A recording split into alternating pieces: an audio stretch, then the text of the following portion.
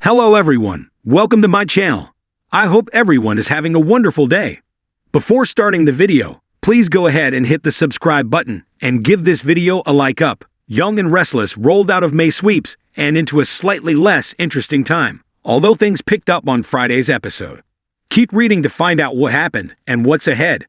As discussed in last week's Restless Rant Soapbox, Ashley's story peaked with no resolution and without even the smaller soapy payoffs many were hoping to see come out of it. We still don't know what Martin did to her, and the entire scenario involving Tucker running to her rescue was, in a word, lame.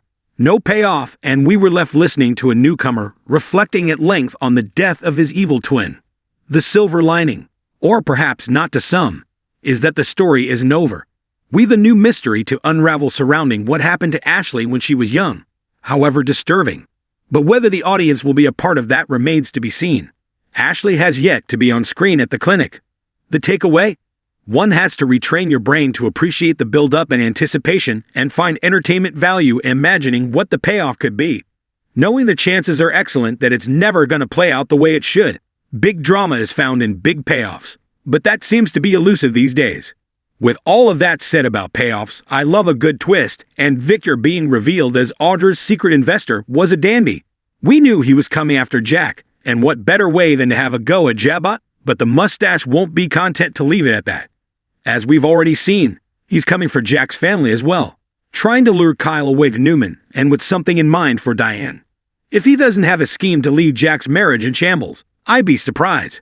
Or perhaps he'll have Michael encourage Diane to oust her husband from his own company. Big, messy trouble. In related, Tucker poured his heart out to Audra to absolutely no avail, and it was delicious. How fun to see a potential vixen actually come into her own. But will it last? Not if Tucker has his way. As we saw in the preview, it looks like he'll pull out all the stops to put a halt to Audra's takeover with a classic soap trope, faking a heart attack. Taking pointers, perhaps from Bold and Beautiful's Katie, who collapsed at a wedding to keep the bride and groom apart.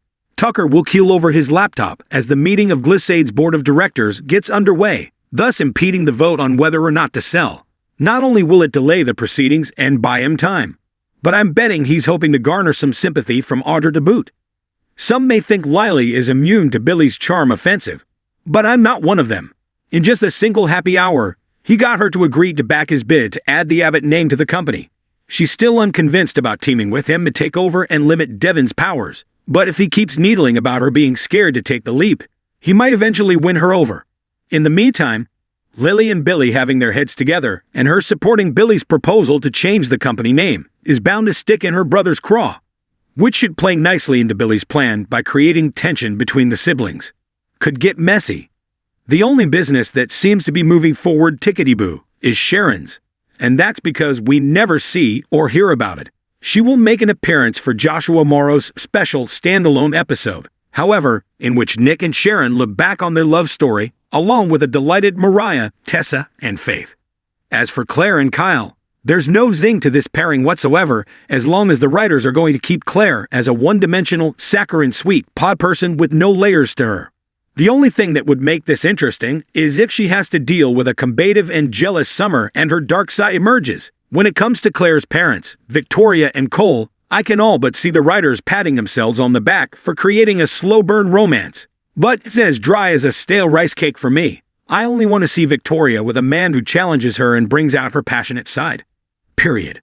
The opinions expressed are my own. Please feel free to leave your thought on Young and Restless in the comments. We'd love to read them.